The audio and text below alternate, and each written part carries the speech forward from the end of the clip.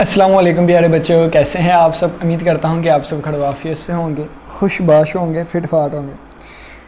तो प्यारे बच्चों, आज के दिन हम यूनिवर्सिटी ऑफ द पंजाब यहाँ से हम ordinary differential equation course code है मैथ MTH 312 और 6 सेमेस्टर के रिलेटेड स्प्रिंग 2024 का पेपर है। तो चलिए आइए हम इसको डिस्कस करते हैं। क्वेश्चन नंबर 1 देखें तो क्वेश्चन नंबर 1 में कहते हैं कि सॉल्व द फॉलोइंग। हमने इन क्वेश्चंस को सॉल्व करना है। पहले पार्ट में देखें कि एक ऑर्डिनरी डिफरेंशियल इक्वेशन दी गई है, ये नॉन होमोजीनियस है। नॉन होमोजीनियस क्यों है? क्योंकि आपको पता है y डिपेंडेंट होता है और x इंडिपेंडेंट होता है। y क्या होता है? Dependent variable. तो इसमें भी डिपेंडेंट है, डिपेंडेंट का डेरिवेटिव ये डिपेंडेंट आ गया, लेकिन ये चीज़ें इसमें डिपेंडेंट नहीं मौजूद है, तो ये नॉन होमोजीनियस है। ठीक है, अगर सभी में डिपेंडेंट या उनका डेरिवेटिव पाया जाए तो वो फिर होमोजीनियस होती हैं। इसमें इनमें y नहीं है, तो इसका मतलब ये क्या है? Non homogeneous. Next second part है, कहता है find the eigen values and eigen functions of the regular Sturm Liouville system. तो ये पूरा ये इक्वेशन और इसके साथ ये कंडीशंस मिलके स्टर्म लियोविली सिस्टम बना रही हैं। इसके लिए हमने आइगन वैल्यूज़ फाइंड करनी है और आइगन फंक्शंस फाइंड करने हैं। ठीक है, नेक्स्ट देखिए, कहता है शो डैट, शो करना है कि y 3/2 और x है ये इसके इक्वल है, और y यहाँ पे क्या है? बेजल फंक्शन है सेकंड काइंड का। ये चीज़ हमने प्रूव करनी है। शो डैट हमने शो करवाना है कि limit n approaches to infinity जो होगा कि f ऑफ 1, n और आगे फिर 1 और आगे x/n, ये हाइपरज्योमेट्रिक फंक्शन के रिलेटेड क्वेश्चन है, इसको हम डिस्कस करेंगे। ये आ गया प्रूव डैट। हमने ये प्रूव करवाना है कि n+1 वाली पोलिनोमियल जो होगी वो इक्वल होगी 2n+1 over n+1 x pn of x और minus n over n+1 pn of -1 और x इसके इक्वल है। ठीक है, यानी कि ये सारी चीज़ को सोल्व करेंगे तो इसके इक्वल आएगा। ये हमने यहाँ पे इस वाली चीज़ को इक्वल साबित करवाना है कि ये इसके इक्वल है, यानी कि ये जंक्शन फंक्शन इस वाले के इक्वल है। ठीक है, तो ये सारे हम डीपली आगे जाके इन क्वेश्चंस को डिस्कस भी करेंगे। तो क्वेश्चन नंबर 2 है। क्वेश्चन नंबर 2 में देखें तो उन्होंने कहा है कि ग्रीन फंक्शन जो है इस स्टर्म लियोविली सिस्टम के लिए आप लोगों ने कंस्ट्रक्ट करना है, यानी कि ये इक्वेशन है और ये 7 कंडीशंस लगी हुई हैं, तो ये स्टर्म लियोविली सिस्टम बन गया। इसके लिए हमने ग्रीन्स फंक्शन कंस्ट्रक्ट करना है, बनाना है। ठीक है, तो नेक्स्ट अगर आप देखें तो ये रोड्रिज फार्मूले का प्रूव आ गया है, यहाँ पे रोड्रिज फार्मूले का प्रूव करना है, और ये बेजल डिफरेंशियल इक्वेशन है, तो हमने क्या करना है? फ्रोबिनस मेथड यूज़ करते हुए इसको सोल्व करना है, और रेगुलर सिंगुलर पॉइंट हमें 0 दिया गया है। ठीक है, तो चलिए आइए इनको यानी कि स्टार्ट करें। ठीक है, तो व्हाट्सएप की कम्युनिटी, अगर आपका कोई भी क्वेश्चन वगैरह हो तो आप इस नंबर पर रब्ता कर सकते हैं। ठीक हो गया, तो चलिए आइए हम स्टार्ट करते हैं। इसमें सबसे पहले देखें कि ठीक है जी, ये आपके सामने क्वेश्चन पेपर आ गया दोबारा। ठीक है, यहाँ पे ना x आएगा, यहाँ x नहीं आएगा। ठीक है, तो वो आगे सोल्यूशन में ठीक किया हुआ है, लेकिन यहाँ पे ना टाइपिंग मिस्टेक में ना x नहीं आएगा। ठीक है, चलिए जी, सबसे पहला क्वेश्चन क्या है? कहते हैं सोल्व करना है इस वाली चीज़ को। ठीक है, तो मैंने आपको बताया था स्टार्टिंग में ही कि ये क्या है? नॉन होमोजीनियस है। ठीक है, नॉन होमोजीनियस क्यों है? क्योंकि इसमें y नहीं पाया जा रहा। ठीक है, अब अगर तमाम में y या y का डेरिवेटिव पाया जाए तो वो होमोजीनियस होती है। तो ये y के बगैर वाली टर्म्स भी मौजूद हैं इक्वल टू के राइट साइड पे, तो ये नॉन होमोजीनियस है। और लीनियर यानी कि y या y का जो डेरिवेटिव पाया जा रहा है उनकी पावर 1 होगी, प्रोडक्ट में कोई नहीं होगी। सेकंड ऑर्डर यानी कि 2 दफ़ा डेरिवेटिव आ रहा है हाईएस्ट। ठीक है, और इसके कोफिशिएंट्स अगर हम देखें तो कांस्टेंट कोफिशिएंट्स आ रहे हैं। ठीक है, ये y का कोफिशिएंट 4 आ गया, इसका कोफिशिएंट 4 आ गया। ठीक है, इसका कोफिशिएंट 1 आ गया, तो ये वाली चीज़ आ गई। तो चलें जी, सबसे पहले हमने क्या करना है? इसको हमने सोल्व करना है। तो सोल्व करने के लिए हम क्या करेंगे? इससे पहले ना पहले हम देखें ये नॉन होमोजीनियस है, तो नॉन होमोजीनियस में जो y सोल्यूशन होता है ये complementary solution plus particular solution के इक्वल होता है। तो पहले हम कम्प्लीमेंट्री सोल्यूशन फाइंड करेंगे। तो कम्प्लीमेंट्री सोल्यूशन फाइंड करने के लिए क्या करते हैं? पहले इस वाली चीज़ को छोड़ देते हैं, सारी y वाली चीज़ें लिखते हैं। जैसे आ गया y डबल डैश और -4y डैश और +4y और इक्वल टू 0 आ गया। ठीक है, फिर हम इससे एक करैक्टरिस्टिक इक्वेशन बनाते हैं जिसको एसोसिएटेड इक्वेशन भी कहते हैं, जिसको ऑक्सिलरी इक्वेशन भी कहते हैं। ठीक है, कैसे बनेगी? 2 दफ़ा डेरिवेटिव है तो r की पावर 2 आ जाएगी, -4 एक दफ़ा डेरिवेटिव है तो r की पावर 1 आ जाएगी। यहाँ पे +4 आ गया, और y की पावर कितनी है? y की पावर 1, यानी कि एक दफ़ा भी डेरिवेटिव नहीं।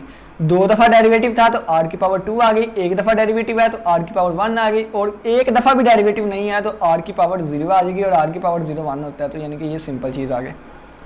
अब आपको पता है इसको सोल्व करना आता है, ये एक फार्मूला बंद हो रहा है, फार्मूला बंद नहीं करना तो आप इस तरह इसके जोड़े भी बना सकते हैं, -2r और ये +4 = 0। यहाँ से r कॉमन लेंगे तो r - 2 आ जाएगा, -2 कॉमन लेंगे तो r - 2, ये आपको सोल्व करना आता है। ये दोनों चीज़ें सेम है, ये कॉमन आ जाएगी तो r - 2 कॉमन आ गया, बाकी बचा r - 2। तो r - 2 तो यहाँ इसको 0 के इक्वल रखेंगे तो यहाँ से 2 वैल्यू, इसको 0 के इक्वल 2 वैल्यू, तो ये 2 वैल्यूज़ आ गए।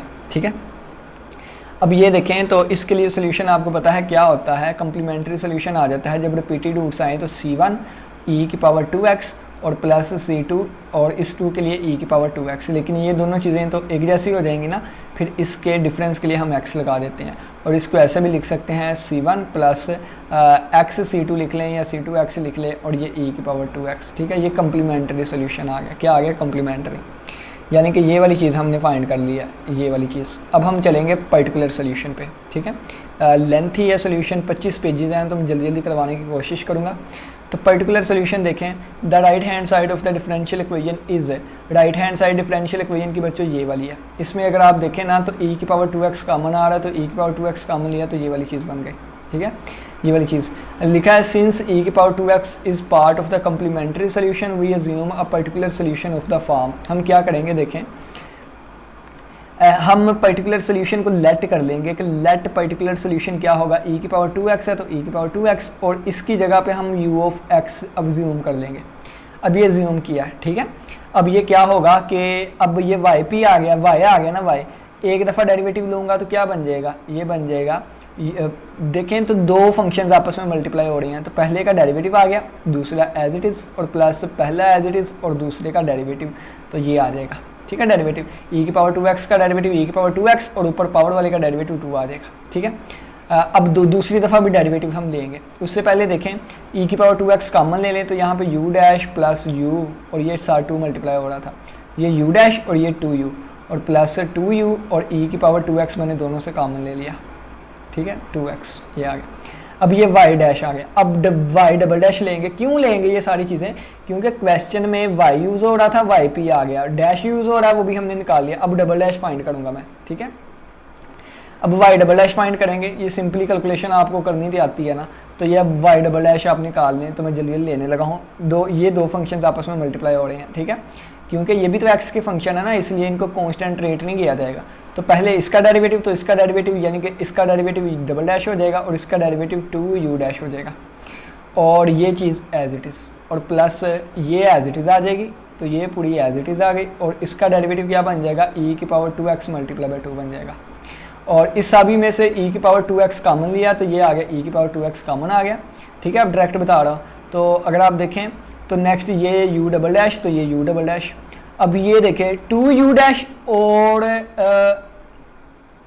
2u डैश और जब ये 2 इससे मल्टीप्लाई, मैं करके ही दिखाता हूँ आप लोगों को कंफ्यूज ना हो जाइएगा। ठीक है, क्या आ जाएगा नेक्स्ट देखें, ये आ जाएगा u double dash plus 2u dash और प्लस ये 2 इससे मल्टीप्लाई होके 2u डैश और प्लस ये 2 इससे मल्टीप्लाई होकर तो 2 बार 4u बन जाएगा और ये e⁻²x मैंने सभी से कॉमन ले लिया, ये भी कॉमन आ गया, ये भी कॉमन आ गया, बाकी ये और 2 इनसे मल्टीप्लाई होकर ये चीज़ बन गई। ठीक है, अब यहाँ पर देखें u डबल डैश और ये 2 और 2 4u डैश हो गया और ये प्लस 4u और साथ e⁻²x मल्टीप्लाई हो रहा है। ठीक है, ये वाली कीमतें आ गई। अब ये किस किस की कीमत आई है, yp की, y डैश p की और y डबल डैश p की। ठीक है, यानी कि ये सारी कीमतें ना फिर हम यहाँ पे पुट कर देंगे, y की, y डैश की और y डबल डैश की, से सारी कीमतें यहाँ पे पुट करें। जब पुट कर देंगे तो बच्चों ये वाली इक्वेशन बन जाएगी हमारे पास, ये वाली। ठीक है, ये y डबल डैश की, ये y डैश की और ये y की कीमतें हमने पुट कर दी हैं। अब देखें, अब आपने क्या करना है, डिवाइड करना है दोनों साइड से e⁻x से, तो ये जब डिवाइड करेंगे तो ये कट जाएगा सारा, तो ये चीज़ बच जाएगी। ठीक है, अंदर मल्टीप्लाई वगैरह कर दिया, ये चीज़ एज इट इज़ आ गई, इसको अंदर मल्टीप्लाई करवा के ना दोनों से, तो ये चीज़ आ गई और ये प्लस 4u ये वाली चीज़ इसके इक्वल आ गई। ठीक है, कहता है सिंप्लीफाई द इक्वेशन को सिंप्लीफाई करेंगे, क्या सिंप्लीफाई करेंगे, ये चीज़ इससे कैंसिल आउट हो गई और ये 4 और 4 8 और 8 माइनस 8 ये भी कैंसिल हो गए, तो बाकी क्या बचेगा, u double dash is equal to x³ plus x। अब नेक्स्ट आप लोग को करना आता है, दोनों तरफ इंटीग्रेट कर देंगे तो ये चीज़ आ जाएगी, एक दफ़ा इंटीग्रेशन की तो ये वाली चीज़ आ गई। ठीक है, और ठीक है, और दूसरी दफ़ा इंटीग्रेशन करेंगे तो वो u का आंसर ये आ जाएगा। ठीक है, अब आप कहेंगे कि यहाँ पे आर्बिट्रेरी कांस्टेंट क्यों नहीं लगाया C1 और C2, क्योंकि हमें क्वेश्चन में कंडीशंस नहीं थी गिवन। ठीक है, यानी कि ये इग्नोर कर रहे हैं हम कांस्टेंट्स को of integration for a particular solution, ताकि हम पर्टिकुलर सोल्यूशन निकाल सकें। ठीक है, पर्टिकुलर सोल्यूशन के लिए ऐसा ही होता है। तो ये डबल डेरिवेटिव था, दोनों तरफ इंटीग्रेशन ली, तो यहाँ इंटीग्रेशन यानी कि एक सिंगल डेरिवेटिव रह गया, यहाँ इंटीग्रेशन, इसकी इंटीग्रेशन x की पावर 4/4 और इसकी इंटीग्रेशन x की पावर 2/2। फिर इंटीग्रेशन करेंगे, यहाँ u रह जाएगा, इसकी इंटीग्रेशन क्या आ जाएगी, x की पावर, ये देखें 1/4 एज अ कॉन्स्टेंट बाहर आ गया इसमें से, तो x की पावर 4 यानी कि x की पावर 5/5 बन जाएगी इंटीग्रेशन। ये 1/2 एज अ कॉन्स्टेंट बाहर आ गया, और ये x स्क्वायर की इंटीग्रेशन x³/3 बन जाएगी। इसको सिंप्लीफाई करें, x की पावर 5/20 बन जाएगा, और इसको क्या बनेगा, ये बन जाएगा x³/6 बन जाएगा। ठीक है, x³/6, तो ये वाली चीज़ आ जाएगी। ठीक है, अब नेक्स्ट क्या करें, यानी कि आप अब क्या करें, ये किसकी कीमत आई है, ये बच्चों u की वैल्यू आई है, किसकी कीमत आई है, u की वैल्यू आई है, u की। तो असल में यहाँ पे अब u की वैल्यू पुट करें तो ये हमारा पर्टिकुलर सोल्यूशन आ जाएगा। u की वैल्यू यहाँ पे पुट करेंगे तो ये हमारा पर्टिकुलर सोल्यूशन आ गया। तो ये देखें u की वैल्यू पुट करने पे पर्टिकुलर सोल्यूशन, तो general solution complementary plus particular था, तो ये कम्प्लीमेंट्री आ गया, और ये हमारे पास पर्टिकुलर सोल्यूशन आ गया, that is the required answer हो गया। चलें जी, नेक्स्ट क्वेश्चन पे चलते हैं। क्या स्पीड थोड़ी सी बढ़ा लेते हैं बच्चों, क्योंकि रात के ना अभी 1:34 हो रहे हैं, सुबह, ठीक है, यानी कि अभी फजर से भी पहले 1:34 हुए हैं। तो मैंने कहा था कि चले किसी तरीके से ना इसको लेक्चर को पूरा कर देता हूँ, क्योंकि एक दिन रहता है आप लोगों का बीच में, इसके बाद पेपर आ जाना है। ठीक है, तो मैं फिर इस पर जल्दी से जल्दी लेक्चर कर लूँ ताकि ये चीज़ आपके लिए हेल्पफुल हो। बाकी अगर कोई भी क्वेश्चन हुआ तो आप इस नंबर पर रब्ता कर सकते हैं, नंबर आपके सामने है, PDF फाइल भी आप तक पहुँच जाएगी। ठीक है, स्टूडेंट आप तक पहचानेंगे। ठीक हो गया, चले जी, कहते हैं find the eigen value and eigen function of the regular system Liouville system. ये आपको बताया था कि ये इक्वेशन है, ये कंडीशंस लग गई तो ये SL सिस्टम बन गया। इसके लिए हमने आइगन वैल्यूज़ और आइगन फंक्शंस फाइंड करनी है। आप लोग को पता है इसमें ना 3 केसेस बन जाते होते हैं, जब लैम्डा 0 के इक्वल हो, जब लैम्डा नेगेटिव हो, जब लैम्डा पॉजिटिव हो। ठीक है, पहला केस आ जाएगा जब लैम्डा नेगेटिव हो। नेगेटिव का मतलब क्या है, देखिए अल्फा स्क्वायर तो हमेशा पॉजिटिव होगा ना, किसी भी रियल नंबर का स्क्वायर ले हमेशा पॉजिटिव आता है। तो इसके साथ अगर मैं नेगेटिव मल्टीप्लाई करवा दूं तो ये फिर नेगेटिव चीज़ बन जाएगी। तो ये कन्फर्म हो गया कि ये क्या है, नेगेटिव चीज़ है। ठीक है, अब अल्फा यहाँ पे बताया गया है ग्रेटर देन 0 लिया है, लेस देन 0 भी लेंगे तो वो चीज़ हो जाएगी। ठीक है, अब क्या किया है, देखें ये वाली चीज़, लैम्डा की जगह क्या लगा दे, लैम्डा की जगह लगा दें -a² माइनस अल्फा स्क्वायर, तो ये चीज़ बन जाएगी। y double dash minus lambda की जगह क्या आ जाएगा, लैम्डा की जगह, एक मिनट, हाँ, लैम्डा की जगह माइनस अल्फा स्क्वायर, तो ये क्या बन जाएगा, y double dash minus alpha square y equal to 0। ठीक है, इसको दोबारा वही बात कि एसोसिएटेड अगर लिखेंगे, करैक्टरिस्टिक इक्वेशन कह लें या एसोसिएटेड या ऑक्सिलरी कह लें, तो क्या बन जाएगा, y डबल डैश की जगह r स्क्वायर आ जाएगा, क्योंकि 2 दफ़ा डेरिवेटिव है, यहाँ एक भी दफ़ा डेरिवेटिव नहीं है तो r नहीं आएगा, और ये साथ alpha square is equal to 0। इसको सोल्व करेंगे तो ये आ जाएगा r square is equal to alpha square, दोनों तरफ स्क्वायर लेंगे। ठीक है, स्क्वायर रूट लेंगे इस तरह, तो ये r आ जाएगा प्लस माइनस अल्फा। इसके लिए दोबारा वही सोल्यूशन, यानी कि एक अल्फ़ा वैल्यू है, एक माइनस अल्फ़ा है, तो C1 e की पावर अल्फ़ा x आ जाएगा, और प्लस C2 e की पावर माइनस अल्फ़ा x, ये क्या आ गया, सोल्यूशन आ गया। अब यहाँ पर देखें इनिशियल कंडीशंस क्या दी गई है, x 0 पुट करने पे y भी 0 होगा, तो x 0 पुट कर दें, ये 0 पुट कर दिया, और y ऑफ 0 किसके इक्वल है, y ऑफ 0 0 के इक्वल है, तो ये चीज़ 0 के इक्वल आ गई। तो ये C1 e की पावर 0 बन जाएगा, e की पावर 0 1 होता है, ये C2 ये भी 0 हो गया, e की पावर 0 1 होता है, तो ये C1 plus C2 equal to 0 आ गया। ठीक है, और यहाँ से C2 इक्वल आ गया माइनस C1 के। ठीक है बच्चों, अब कहते हैं कि ये वाला C2 जो माइनस C1 के इक्वल है जनरल सोल्यूशन में पुट कर देंगे। तो जनरल सोल्यूशन कौन सा था, ये वाला था, यानी कि यहाँ पे C2 की जगह माइनस C1 पुट कर देंगे। ठीक है, यहाँ पे C2 की जगह क्या पुट कर देंगे, माइनस C1 पुट कर देंगे। पुट कर दिया तो ये वाली चीज़ बन जाएगी, C1 फिर कॉमन ले लेंगे तो ये चीज़ बन जाएगी। और ये वाली चीज़ किसके इक्वल होती है बच्चों, ये चीज़ अगर आपको बताऊँ ना, तो इसको 2 से डिवाइड भी कर दें और 2 से मल्टीप्लाई भी कर दें, तो ये 2c आ गया। और ये वाली चीज़ किसके इक्वल होती है, आपने सेकंड ईयर के पहले चैप्टर में पहली एक्सरसाइज में फार्मूला पढ़ा था, इसको क्या कहते हैं, हाइपरबोलिक फंक्शन। ठीक है, अगर प्लस होता तो वो कोस वाला फार्मूला बन जाना था। ठीक है, तो ये साइन हाइपरबोलिक ax बन गया। ठीक हो गया, यानी कि ये चीज़ है कैसे बन गई मैंने आपको बता दिया। अब क्या करेंगे, अब देखें, अब हमने क्या किया है, इसको एक बड़े किसी और आर्बिट्रेरी कांस्टेंट का नाम दे देते हैं, इसको कैपिटल सी का नाम दे दिया कि ये भी एक कांस्टेंट है ना, तो पूरे एक ही कांस्टेंट का नाम दे दिया सी का, तो ये क्या बन गया y of x equal to C sine hyperbolic ax। अब कहते हैं कि हम क्या करेंगे, इसका एक दफ़ा डेरिवेटिव लेके देखते हैं। तो now calculate the first derivative, इसका एक दफ़ा डेरिवेटिव लिया तो डेरिवेटिव लेंगे, तो ये साइन हाइपरबोलिक ax का डेरिवेटिव कोस हाइपरबोलिक ax, और ax का डेरिवेटिव a आना था तो ये साथ अल्फ़ा लगा दिया, ठीक है, a लगा दिया, अल्फ़ा लगा दिया। अब ये यहाँ तक पहुँच गया। अभी हमने पहली कंडीशन यूज़ किया, कौन सी पहली कंडीशन यूज़ की थी, कौन सी, y of 0 is equal to 0। दूसरी कंडीशन अभी रहती है y of 1 plus y dash of 1 equal to 0, ये वाली कंडीशन रहती है, ठीक है बच्चों। तो y ऑफ 1 भी हम पुट कर लेंगे, ठीक है, y डैश ऑफ 1, तो ये y डैश क्यों फाइंड किया है, ताकि हम यहाँ पे 1 पुट कर सकें, ठीक है, 1 पुट कर सकें। तो यहाँ पर देखें, ये बाउंड्री कंडीशन अप्लाई करने लगे हैं हम, क्या अप्लाई करने लगे हैं, बाउंड्री कंडीशन। देखें क्या, देखें ये y ऑफ x इसके इक्वल है, y डैश ऑफ x इसके इक्वल है। यहाँ पे अगर मैं x की जगह 1 पुट करूँ तो यहाँ 1 आ जाएगा, यहाँ 1 आ जाएगा, यहाँ 1 आ जाएगा, यहाँ 1 आ जाएगा, दोनों का सम करेंगे क्योंकि कंडीशन हमें ये दी गई है ना दूसरी कंडीशन, तो इसकी जगह पे क्या आ जाएगा, c साइन हाइपरबोलिक a आ जाएगा, और प्लस इसकी जगह पे क्या आ जाएगा, तो इसकी जगह ये चीज़ आ जाएगी c alpha cos hyperbolic alpha आ जाएगा, और इक्वल टू 0 आ जाएगा। इनमें से अगर आप देखें तो c साइन हाइपरबोलिक अल्फ़ा और plus c alpha sine hyperbolic alpha लिखा हुआ है, इन दोनों में से c कॉमन आ रहा है तो c को कॉमन लिया, तो बाकी क्या बचा, साइन हाइपरबोलिक अल्फ़ा और plus alpha cos hyperbolic alpha equal to 0। अब यहाँ पे देखें c तो 0 नहीं हो सकता, क्यों नहीं 0 हो सकता, क्योंकि अगर c को 0 कर दिया तो ये सोल्यूशन सारा 0 हो जाएगा, ठीक है। और यहाँ भी अगर देखें ना तो c को 0 कर दिया ये वाली चीज़, तो c 0 हो गया तो सारा 0 हो जाएगा, ठीक है।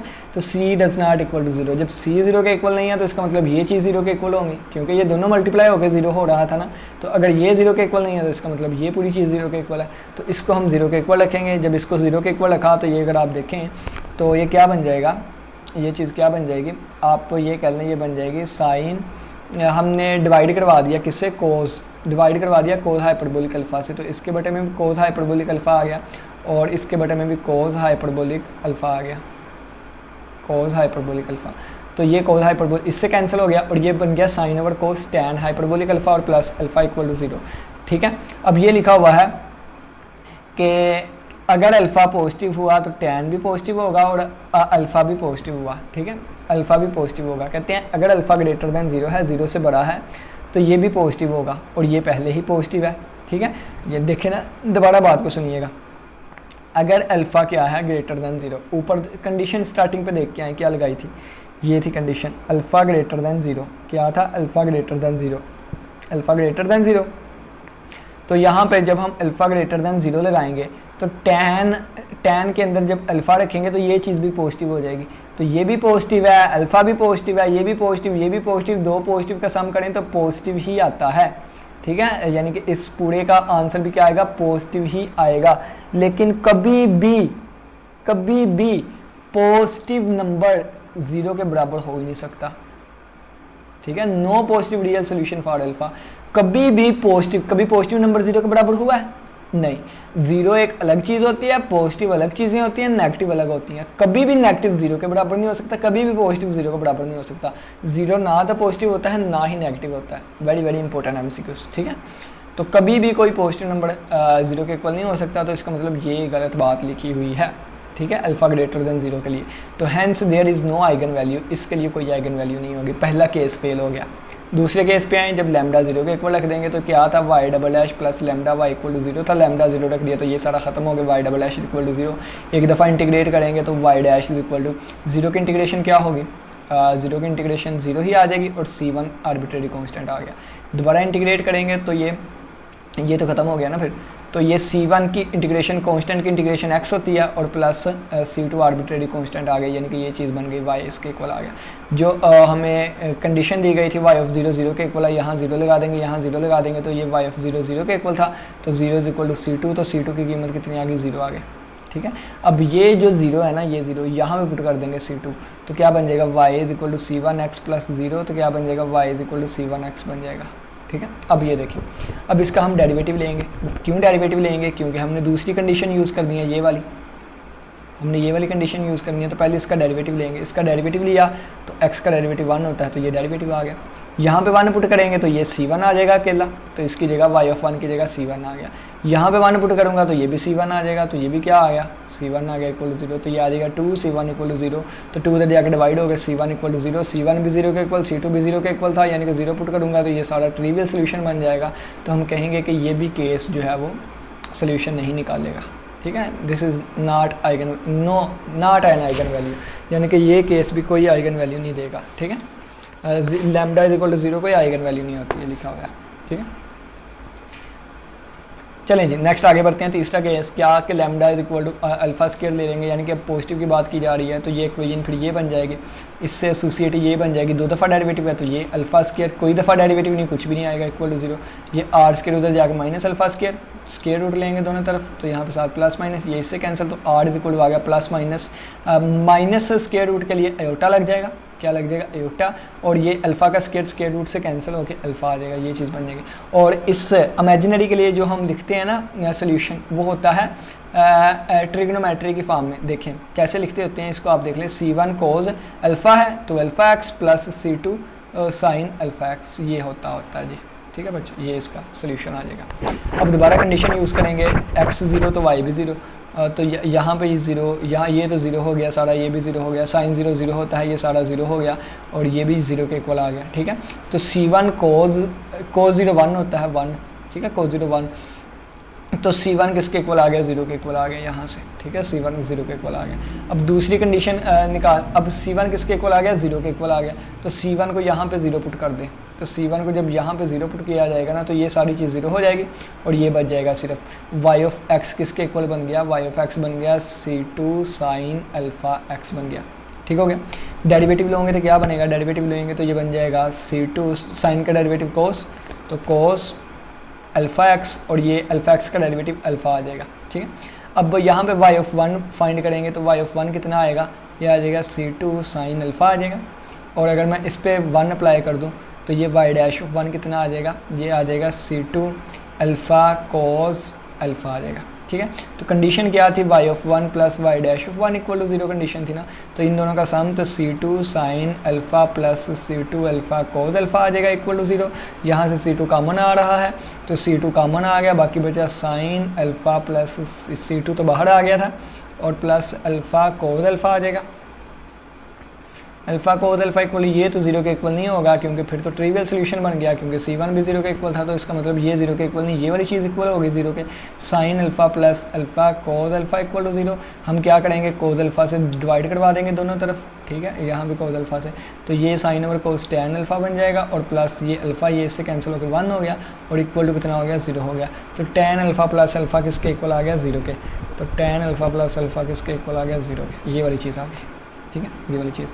अब लिखा हुआ है the positive root of this transcendental equation, अब ये ट्रांसडेंटल इक्वेशन आ गई, हाइपरबोलिक नहीं है।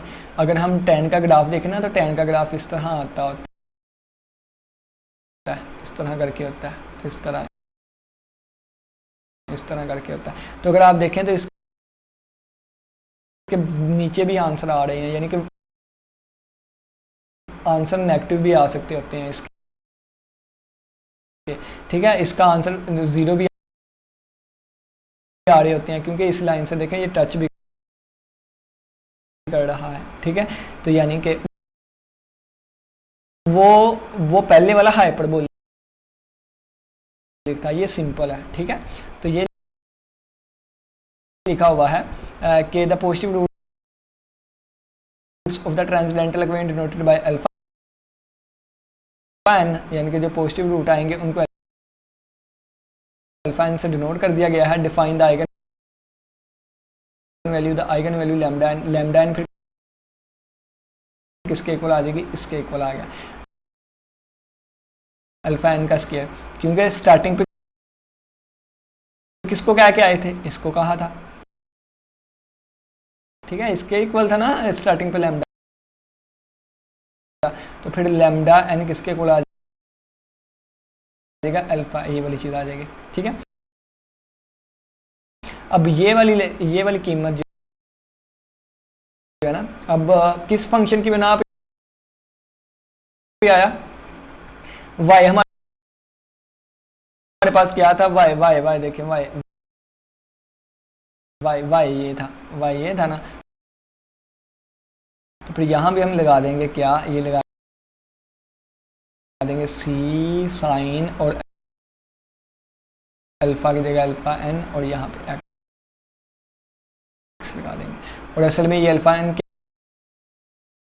क्या है, लैम्डा है, ठीक है। अल्फा एन का स्क्वायर क्या है, लैम्डा था। देखें ना, लैम्डा किसके इक्वल था, अल्फा एन का स्क्वायर था। तो दोनों तरफ मैं स्क्वायर रूट लूँगा तो ये आ जाएगा ये वाली चीज़, ठीक है। यानी कि दोनों तरफ स्क्वायर लूँगा ना, तो यानी कि ये स्क्वायर है तो उधर जाकर स्क्वायर रूट बन जाएगा। तो इसकी जगह फिर ये भी लिखा जाता है Y of X equal to C sine square root lambda X, ठीक है। तो ये आइगन फंक्शन आ गया, ठीक है। तो ये आइगन फंक्शन आ जाएगा, ऐसे ही आप लिख लें, ठीक है। चलिए जी, नेक्स्ट क्वेश्चन आ गया। आपने प्रूव करना है कि Y 3/2x is equal to minus है स्क्वायर रूट 2/πx है, और ये इसके इक्वल वाई क्या है, बेजल फंक्शन है। ये चीज़ हमने साबित करनी है, ठीक है। The Bessel function of the second kind for non negative v is defined, and ये एक पहले से बना हुआ एक फार्मूला, ये आप लोगों ने इसको याद रखना है। ये कहीं बुक्स में ये साइन इधर मल्टीप्लाई हुआ होता है, यानी कि ये फार्मूला ना कहीं बुक्स पे इस तरीके से लिखा होता है। मैं आपको बताता हूँ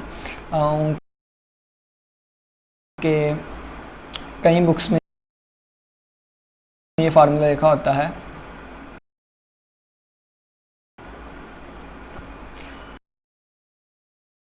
मैं यहाँ पे लिख के दिखाता हूँ, J minus V of X is equal to, ये लिखा होगा J V X cos V X V pi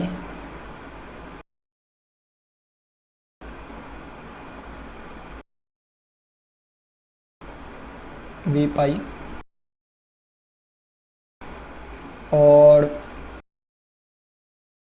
minus Y V X और साइन वी पाई, ऐसे भी लिखा होगा, ठीक है, कहीं बुक्स में। तो इसके लिए ये आप लोगों ने एक फार्मूला याद रख लेना है, यानी कि इस क्वेश्चन के लिए। तो ये क्वेश्चन फार्मूला हमने किसकी 3/2 की कीमत फाइंड करनी है ना, 3/2 की। तो यहाँ पे 3/2 पुट कर दें कहाँ पे, v की जगह पे। तो v कहाँ पे यूज हो रहा है, यहाँ पे भी 3/2 आ जाएगा। v कहाँ पे यूज हो रहा है, यहाँ पे भी 3/2 आ जाएगा। और यह v कहाँ पे यूज हो रहा है, यहाँ पे भी 3/2 आ जाएगा। तो ये वाली चीज़ बन जाएगी, ठीक है। ये वाली चीज़ बन गई। अब देखिए cos 3π/2 कितना होता है, 0 होता है। तो ये सारी चीज़ 0 हो गई, ये सारी चीज़ 0 हो गई। और साइन 3π/2 कितना होता है, -1 हो गया। तब बटे के नीचे -1, ये सारी चीज़ 0 हो गया और ये -1 आ गया, ठीक है। तो वो सारी चीज़ 0 हो गई थी, ये -1 आ गया था। तो हमारे पास ये चीज़ इसके इक्वल आ गई, ये चीज़ इसके इक्वल आ गई। अब बच्चों, ये आप लोगों ने पहले पढ़ा होगा कि हाफ इंटीजर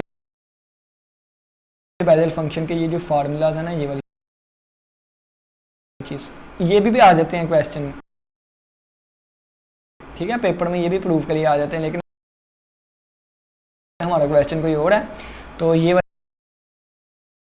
आपको प्री डिफाइंड पहले से ही आने चाहिए, ठीक है, ये चीज़ आपको पहले से ही आनी चाहिए। वी आल्सो यूटिलाइज और ये रेकरेंस रिलेशन होता है बेजल फंक्शन के लिए, यानी कि इसमें बहुत सारी चीज़ें आपको याद करनी पड़ेगी, ये भी पहले से होता है, ठीक है। तो अगर आप देखें तो अगर हमें -3/2 चाहिए तो इसको लिख सकते हैं -1 -1/2, तो -1/2 और -1 तो मौजूद है हमारे पास, किसकी कमी है, -1/2 की कमी है, तो v की जगह फिर हम -1/2 रखेंगे। तो यहाँ पे v की जगह -1/2 रखें ना अगर आप, तो ये चीज़ बन जाएगी। और आगे इसको सोल्व करके देखें तो ये वाला आंसर आ जाएगा, क्या आ जाएगा, ये वाला आंसर आ जाएगा। अब j की पावर -1/2x और j 1/2x, ये दोनों कीमतें यहाँ से पुट अप होंगी, तो ये सारे पुट अप करके ना ये वाली चीज़ बन गई। अब ये वाली क्या करेंगे, अब क्या करेंगे, इसमें से इसको अलग अलग कर लेंगे। ये देखें ना, ये दोनों चीज़ों से कॉमन आ रहा है, तो इसको कॉमन निकाल लिया, ठीक है। ये जो -1/x था ना, ये -1/x इससे मल्टीप्लाई हो के माइनस भी कॉमन निकाल लिया, माइनस भी कॉमन निकाल लिया, तो क्या बन जाएगा, 1/x इससे मल्टीप्लाई हो के cos x/x बन जाएगा, और ये sin x बन गया, और ये चीज़ें बाहर कॉमन आ गई थी, और ये नेगेटिव साइन भी दोनों कॉमन आ गए थे, ठीक है, ये वाली चीज़। अब ये वाली कीमत जो है ना, ये वाली कीमत ये पुट होगी कहाँ पे बच्चों, यहाँ पर पुट होगी, यहाँ पर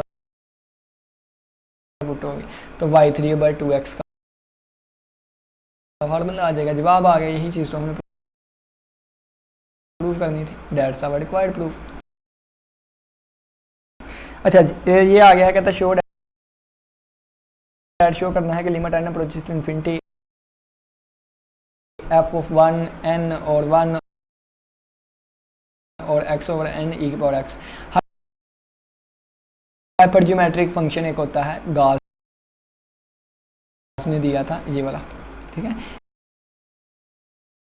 इसमें जो a b c यूज हो रहते हैं ना, इसको पोचहैमर सिंबल का नाम देते हैं, ठीक है। पोचहैमर सिंबल किसे कहते हैं, आप ये कह लें कि अगर अल्फा n है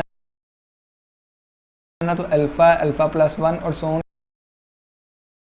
कहाँ तक जाएगा, अल्फा प्लस n-1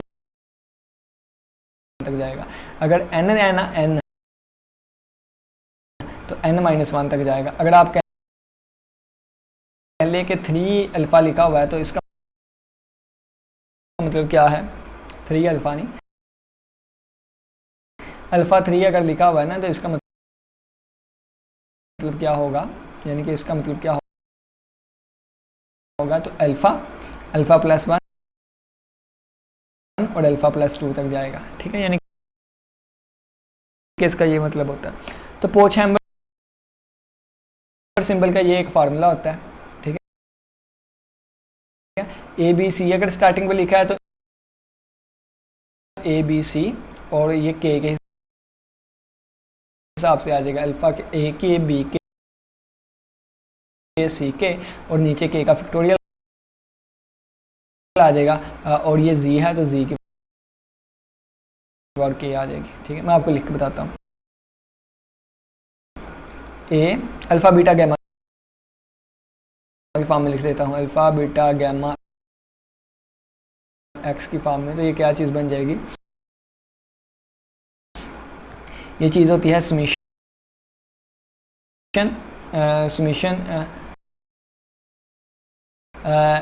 n0 से इन्फिनिटी लगा लें आप, और ये आ जाएगा अल्फा बीटा एन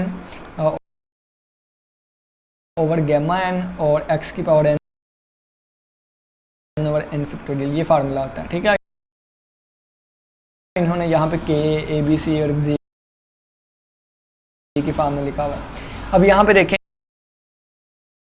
कि यहाँ पे अल्फा की जगह कितना है 1 है, बीटा की जगह कितना है n है, गैमा की जगह कितना है 1 है और x की जगह क्या है x बाई n है। तो ये सारी चीज़ें यहाँ पे पुट इन कर दें, जहाँ जहाँ अल्फा है वहाँ वहाँ 1, जहाँ जहाँ बीटा है वहाँ वहाँ n, जहाँ जहाँ गैमा है वहाँ वहाँ 1, जहाँ जहाँ x है वहाँ वहाँ x ओवर n, ये सारी पुट करेंगे ना चीज़ें। तो ये सारी जब पुट करने के बाद ये चीज़ बन जाएगी। और आप ये जान लें कि ये इससे कैंसिल आउट हो गया, बाकी n के ओवर k का फैक्टोरियल और x ओवर n की पावर k n के इस तरह आ जाएगा। ठीक है, ये वाली चीज़ आ गई। और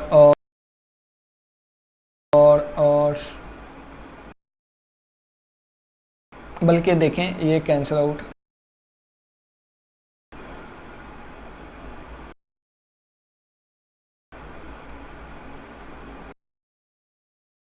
ठीक है, ये वाली चीज़ आ गई। ठीक है, ये डायरेक्ट मैंने आपको बता दिया कैसे आ गया। ठीक है, ये इससे कैंसिल हो गया और बाकी चीज़ आ गई। नेक्स्ट देखिए, कहते हैं एक्सपेंड द पोच हैमर सिंबल। मैंने आप लोग अभी डेफिनेशन बनाई कि n के लिखा है ना, तो n में ऐड करते करते कहाँ तक जाएंगे k -1 तक जाएंगे। ठीक है, तो इसको ओपन कर दिया और ऊपर वाले को ओपन कर दिया। ठीक है, ऊपर वाले को उन्होंने ओपन कर दिया। फिर आप देखें क्या किया इन्होंने, ऊपर वाले को ओपन कर दिया, ये जो k का फैक्टोरियल लिखा हुआ है ना, ये बाहर आ गया 1 ओवर k फैक्टोरियल। अब ये देखें n की पावर k है, तो n की पावर k का मतलब क्या है कि ये n k टाइम्स आपस में मल्टीप्लाई हो रहा है। देखें ना, n का स्क्वायर मतलब क्या होता है n मल्टीप्लाई बाय n। 5 का स्क्वायर मल्टीप्लाई क्या होता है 5 मल्टीप्लाई बाय 5।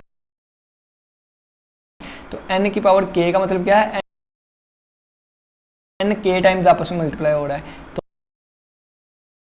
तो ये बटे में k टाइम्स आएगा, बटे में कितना k टाइम्स आएगा। तो ये अगर देखें तो ये जीरो टाइम, ये जीरो टाइम नहीं, ये 1, ये 2। अब देखें 1 की बात हो रही है तो ये 2 आएगा, दूसरी चीज आएगी। यहां सिंपल था तो 1 आ गया, यहां 1 है तो 2 आएगा, आगे 2 होगा तो वो तीसरी चीज आएगी। और यहाँ k -1 है तो ये k वाली चीज आएगी। तो यानी कि ये ऊपर k चीजें आपस में मल्टीप्लाई हो रही हैं। तो ये n की पावर k टाइम्स, तो सभी के बटे अलग अलग कर दें। तो ये देखें ठीक हो गया, ये देखें ना, ये वाली सभी के बटे अलग हो गए और x की पावर k। अब यहाँ पर क्या करें कि ये इसे कैंसिल आउट हो जाएगा, इसका बटा अलग और इसका बटा अलग करेंगे तो ये n ओवर n और 1 ओवर n, तो n से कैंसिल हो गया, 1 + 1 ओवर n बन जाएगा। इसका बटा अलग कर देंगे, इसका बटा अलग कर देंगे, n से कैंसिल हो जाएगा, 1 + 2 ओवर n बन जाएगा। ठीक है, इसी तरह इसका बटा अलग कर देंगे और इसका बटा अलग कर देंगे, ये इससे कैंसिल हो गया, 1 + k - 1 ओवर n, ये वाली चीज बन जाएगी। अब n अप्रोचेस टू इन्फिनिटी था, लिमिट क्या थी n अप्रोचेस टू इन्फिनिटी था, तो इन्फिनिटी को लिमिट लगाएंगे तो ये देखिए 1/इन्फिनिटी 0, 2/इन्फिनिटी 0, ये और इन्फिनिटी 0, तो सभी 1 1 1 1 1 आपस में मल्टीप्लाई होकर आंसर क्या आ जाएगा 1 है। तो इसी सारी जगह, इस सारी चीज़ की जगह क्या आ जाएगा, इस सारी चीज़ की जगह नहीं, इतनी जगह पे क्या आ जाएगा 1 आ जाएगा। तो ये बन जाएगा समीशन के 0 से लेकर इन्फिनिटी 1 और के फैक्टोरियल और एक्स की पावर के।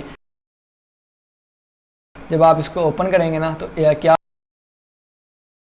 बन जाएगा, ये एक फार्मूला बनेगा। कौन सा देखें, ये बन जाएगा 1 प्लस, देखें ना के की वैल्यू 0 पुट करूंगा तो एक्स की पावर 0 बटा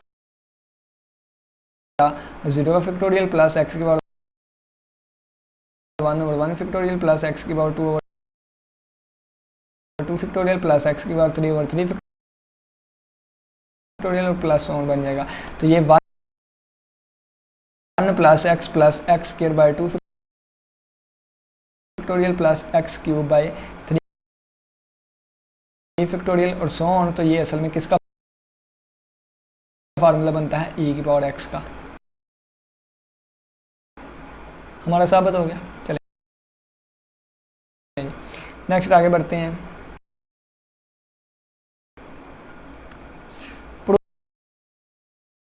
प्रूव डैट हमने प्रूव करवाना है कि ये लेफ्ट हैंड साइड जो है ना वो इस राइट हैंड साइड के इक्वल है। अभी 25 पेजेस तक जाना, अभी 9 हुए हैं। तो हमने प्रूव करवाना है कि ये चीज़ इसके इक्वल है। सबसे पहले देखें कि लेजेंडर पोलिनोमियल, ये किसकी बात की गई है, ये लेजेंडर पोलिनोमियल की बात की गई है और इसका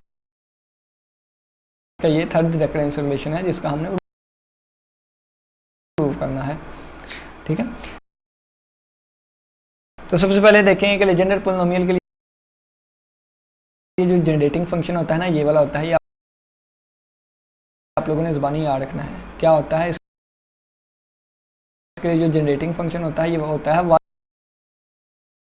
1 माइनस 2xt प्लस टी का इसका स्क्वायर रूट, इसके इक्वल होता है। आप लोगों ने पढ़ा होगा। ये ऊपर जाके ये पावर कितनी है, यानी कि 1/2 पावर है, ऊपर जाके -1/2 ऐसे भी लिख सकते हैं इसको। ठीक हो गया, और ये इसके इक्वल होता है जी। ठीक है, समीशन फॉर्म में ये इसके इक्वल होता है। अब देखें, हमने ये वाली चीज़ बनानी है। हमने क्या करनी है, ये वाली चीज़ बनानी है। सबसे पहले ये चीज़ है ना, हम इसका टी के रिस्पेक्टिव डेरिवेटिव ले लेंगे। जब टी के रिस्पेक्टिव डेरिवेटिव लिया तो ये पावर नीचे आ गई, पावर नीचे आ गई। जिसकी पावर नीचे उतारी थी उसमें से एक कम करेंगे तो ये -3/2 बन जाएगा, -3/2। अब किसकी पावर कम की थी, इसकी पावर कम की थी, तो इसका डेरिवेटिव टी के रिस्पेक्ट, तो 1 का डेरिवेटिव 0 हो गया, इसका -2x हो जाएगा और इसका 2t हो जाएगा। ठीक है, ये चीज़ आ गई।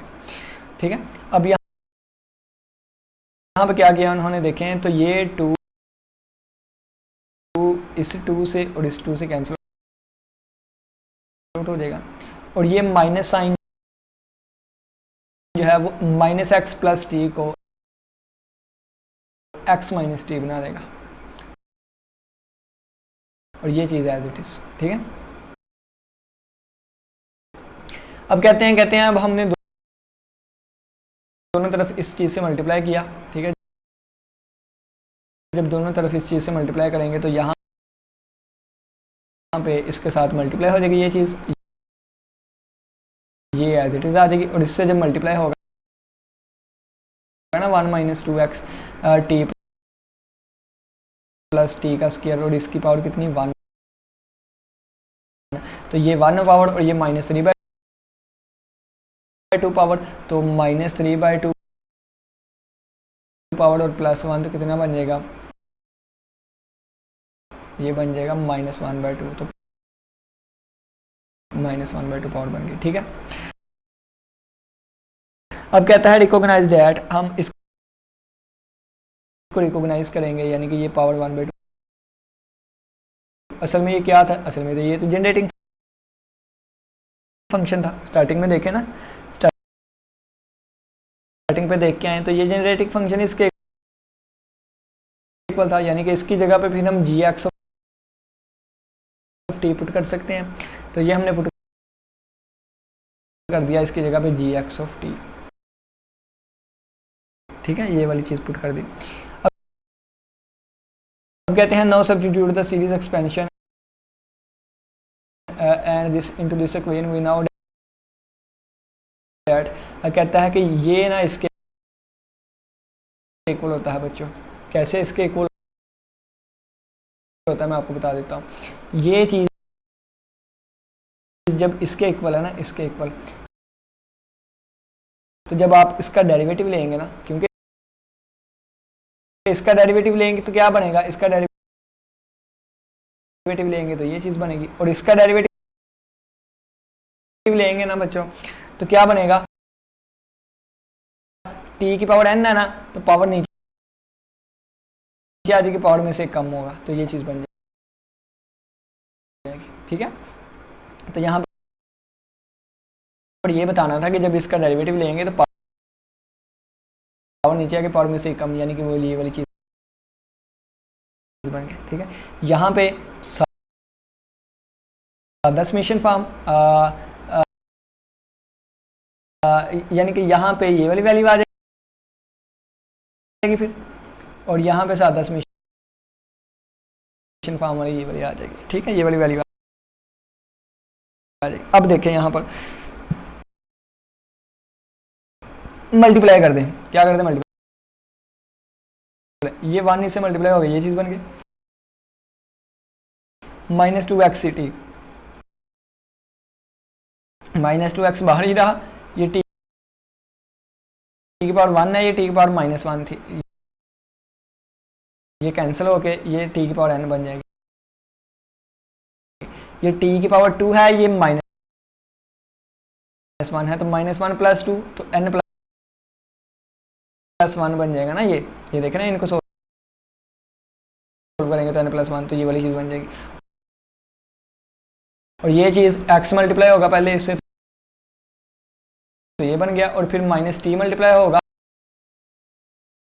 तो t की पावर 1 है, यहाँ पे n है, तो n + 1 पावर बन जाएगी। ठीक है, तो ये चीज़ बन जाएगी, नज़र नहीं आ रहा आप लोग को, अब ठीक है। ठीक है, अब क्या करते हैं, दोनों तरफ कोफिशिएंट्स को कंपेयर करना है, और कुछ नहीं है। Equate the coefficient of t की पावर k, t की पावर k के कोफिशिएंट्स को कंपेयर कर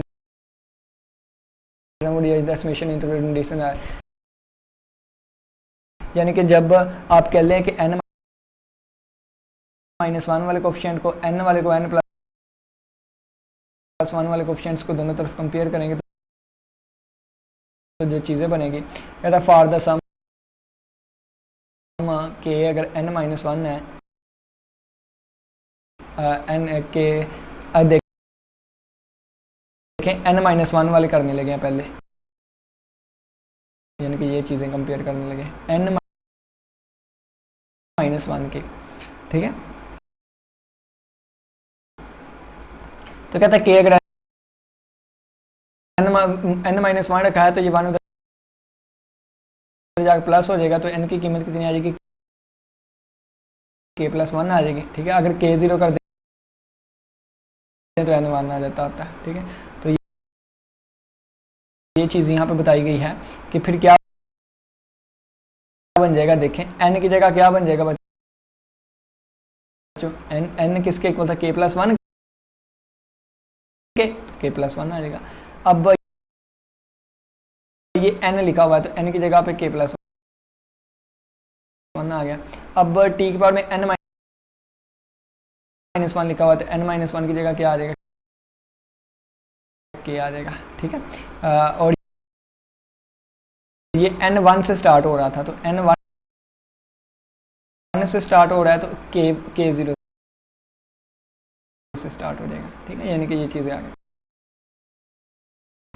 अब क्या करते हैं, दरमियान वाले को लिया उन्होंने, कहते हैं kn के इक्वल कर देना अगर, तो जब k1 होगा n भी 1 होगा, तो ये है जब n1 होगा तो k भी 1 हो जाएगा। n की जगह क्या आ जाएगा, k आ जाएगा, n की जगह क्या आ जाएगा, k आ जाएगा, और t की पावर n की जगह क्या आ जाएगा, t की पावर k आ जाएगा, ठीक है। ये असल में क्या करना क्या चाह रहे हैं, सभी को t की पावर k बनाना चाह रहे हैं, और सभी की, ठीक है, सभी को t की पावर k बनाना चाह रहे हैं। तो ये बाकी दो आप खुद करिएगा, इसी बाकियों को भी वो t की पावर k बनाएंगे। देखें ये भी t की पावर k बना लिया, ऐसे सब्स्टिट्यूट करने से, ऐसे सब्स्टिट्यूट करने से ये भी t की पावर k बन गया। तो ये सारे देखें t की पावर k बन गए, तो सारे t की पावर k बन गए हैं, ठीक हो गया जी। अब क्या करेंगे वो जो ठीक हो गया, जो चीज़ें बन गई हैं ना, the coefficient of the t की पावर k, t की पावर k के जो कोफिशिएंट्स आएंगे ना, उनको उन्होंने इस फॉर्म में लिख दिया, यानी कि देखें ना, t की पावर के k के फिर कोफिशिएंट जो आएंगे, इसका कोफिशिएंट जो आएगा, इसका कोफिशिएंट जो आएगा, ठीक है, यानी कि ये देखें t की पावर k के जो कोफिशिएंट्स आएंगे ना, वो अब लिख लिए हैं उन्होंने, कंपेयर करके ना दोनों तरफ। ये देखें t की पावर k के कोफिशिएंट को कंपेयर किया तो ये वाली चीज़ आ जाएगी, तो ये देखिए ये वाली चीज़ लिखी नहीं हुई, t के पावर k को कंपेयर किया तो ये आ जाएगी x पी के, x की पी के, t की पावर k को कंपेयर किया तो माइनस पी के माइनस 1, तो माइनस पी के माइनस 1, और ये उससे पहले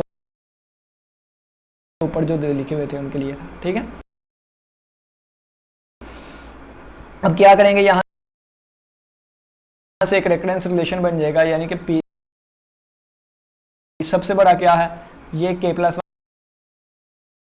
1 है, ये k है, ये k माइनस 1 है, ये k है, ये k माइनस 1, सबसे बड़ा p के प्लस 1 है, इसको अलग कर देंगे। ये सिंप्लीफिकेशन आपको करनी आती है, या बाकी सभी को उधर ले जाके ज़्यादा कर लेंगे, तो ये p के प्लस 1 का आंसर इसमें आ जाएगा। तो हम k की जगह n भी लिख सकते हैं, ठीक है, क्योंकि ये रेकरेंस रिलेशन है, जो सा मर्जी यूज़ करें। तो n प्लस 1 ये वाला फार्मूला हमारा प्रूव हो गया, ठीक है। अब क्वेश्चन नंबर 6 है, कहते हैं शो डैट, एक मिनट बच्चों, मैं ना पहले जाके देख तो लूँ कि हमने कर कितने लिए हैं।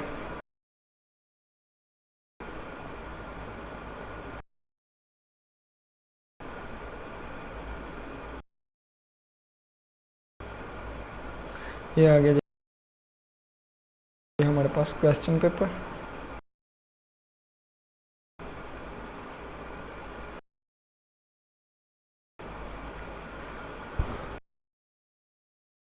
अभी पहला क्वेश्चन ही कंप्लीट हुआ, अभी इसमें रहता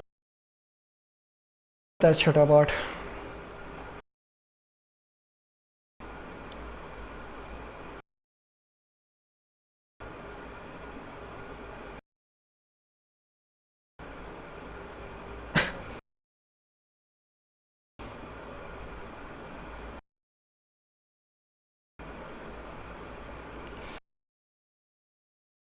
इसको कहते हैं सोल्व करना आप लोगों ने, ठीक है, ये कर लेते हैं। कहते हैं x की power n junction function of n minus 1 x, यानी कि ये इसके इक्वल आप लोगों ने साबित करना है। टू प्रूव दिस आइडेंटिटी, इस आइडेंटिटी को प्रूव करने के लिए we will instrument that the derivative of the right hand side gn is equal to the integrand this. ठीक हो गया जी।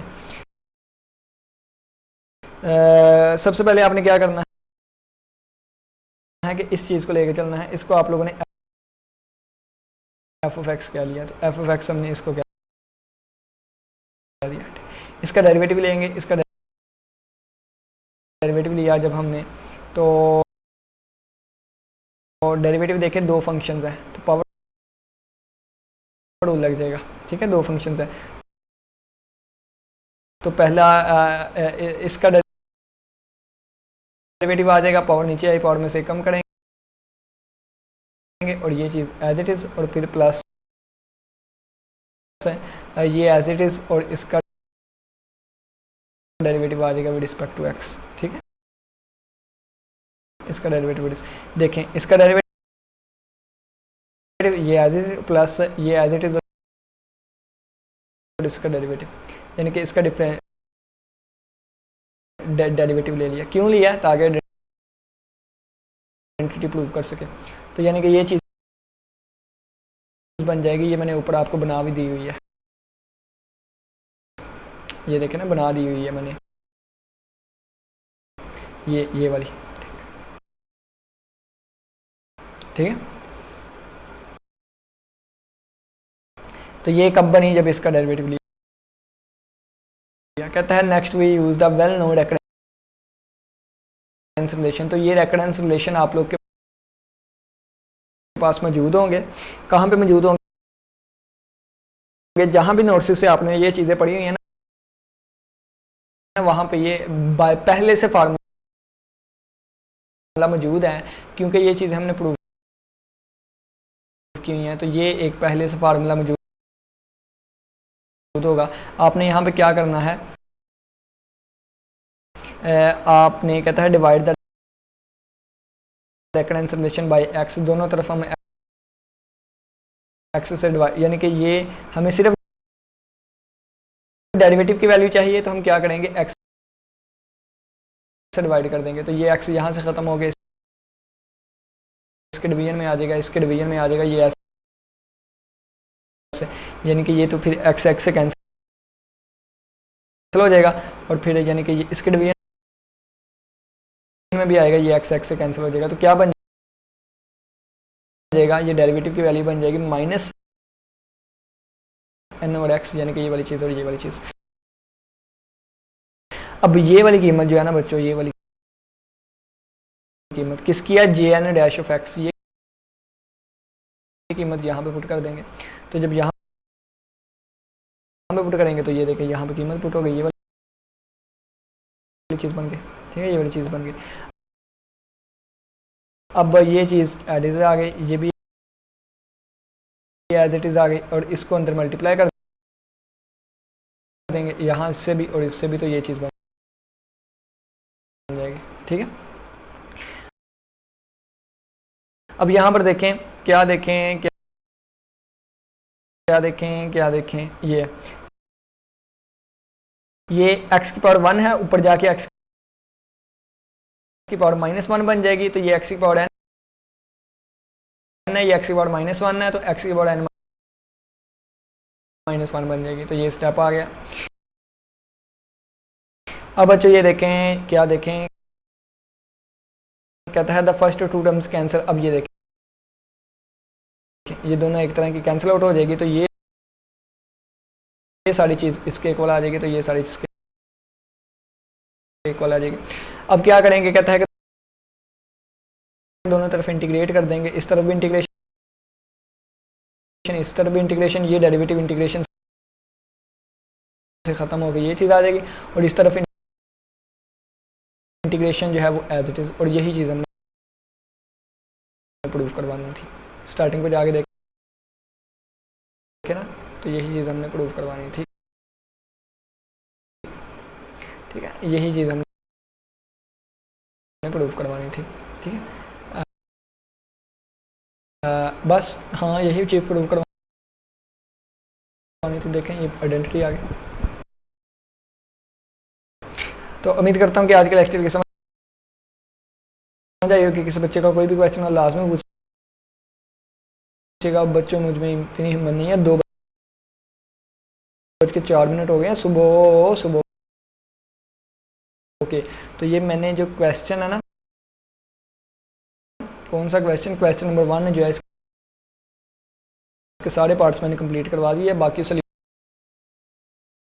से आप लोग खुद समझ लीजिएगा, ठीक है। और इसमें मैं ना थोड़ा सा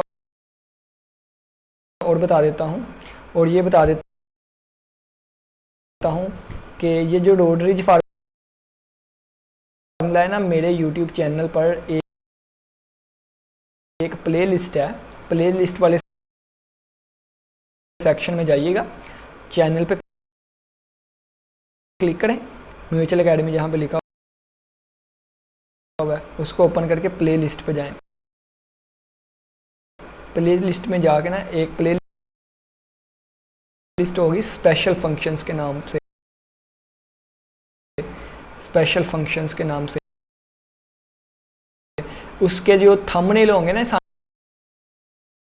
यानी कि सामने जो तस्वीर लगी होती है यूट्यूब पे, वो ब्लू कलर की होगी।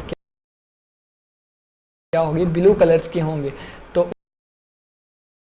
उसमें से आप रोडरीज फार्मूला उसकी वीडियो निकाल के देख लें, आपको बहुत अच्छे तरीके से समझ आएगी, ठीक है। तो ये वाली, अच्छा अब ये देखिए, बेज़ल डिफरेंशियल इक्वेशन जो है ना, ये वाला क्वेश्चन मैं आपको बता देता हूँ। मैं ये फ्रोबेनियस मेथड से आप लोगों ने सोल्व करना है। अब अबाउट रेगुलर सिंगुलर पॉइंट इस पर, ठीक है। तो ये आप लोगों ने कैसे करना है, ये भी आप प्लेलिस्ट पे जाएं दोबारा, इसी पे स्पेशल फंक्शंस पे जाएं, और इसी के ब्लू थंबनेल्स होंगे, यानी कि वो ब्लू कलर की ही होंगे सब कुछ चीजें। उसमें से 4 से 5 या 6 होंगी, 5 या 6 इक्वेशन को फ्रोबेनियस मेथड से करवाया है। आप कोई एक देख लें, आपको मेथड आ जाएगा। नहीं तो बेज़ल वाली भी वहां पे सोल्व करवाई हुई है, ठीक है। वहां पर जाके आप देख लें, आपको अच्छे तरीके से समझ आएंगे। उम्मीद करता हूं कि आज के लेक्चर की समझ आई होगी। बाकी ये सोल्यूशन भी मैं आपको थोड़ा सा सारा दिखा देता हूँ, ठीक है। अगर कोई स्टूडेंट यहाँ से करना चाहे तो वो यहाँ से कर सकते हैं। अगर कोई किसी ने वहाँ से वीडियो लेक्चर देखना है तो वो फिर वीडियो लेक्चर देख सकते हैं, ठीक है। तो ये नेक्स्ट क्वेश्चंस का सोल्यूशन मैं स्क्रॉल करके आप लोग को दिखा देता हूँ। तो ये है नेक्स्ट क्वेश्चन का, कंस्ट्रक्ट फंक्शन फॉर सिस्टम ले ली सिस्टम, ठीक है। तो ये देखेंगे, मैं स्क्रॉल कर रहा हूँ।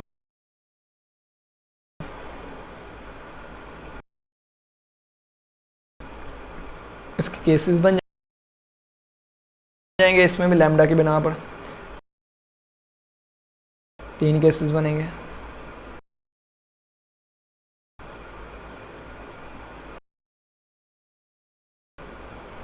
अब ये रोडरीज फार्मूले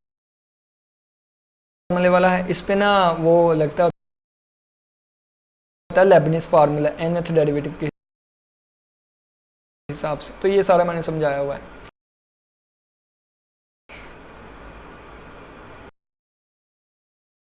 और वहां से आपको ये चीज़ प्रूव मिल जाएगी।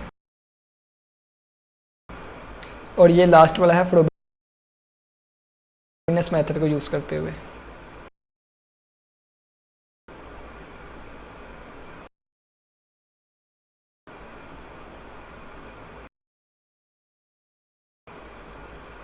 इसका स्क्रीनशॉट या जैसे भी देखें आप इसको देखना चाहते हैं तो ये ज़रा स्टेप्स लेंथी करते उड़ते एक एक चीज़ को एक्सप्लेन करते हुए लेंथी हो गया था। तो उम्मीद करता हूँ कि आज के लेक्चर की समझ आई होगी। किसी बच्चे को कोई भी क्वेश्चन हो लास्ट में पूछिएगा। इसी के साथ इजाज़त है, अपना बहुत सा ख्याल रखिएगा। इंशाल्लाह फिर मुलाकात होगी एक नए लेक्चर के साथ। तब तक के लिए इजाज़त है। अल्लाह हाफिज़, अल्लाह निगहबान।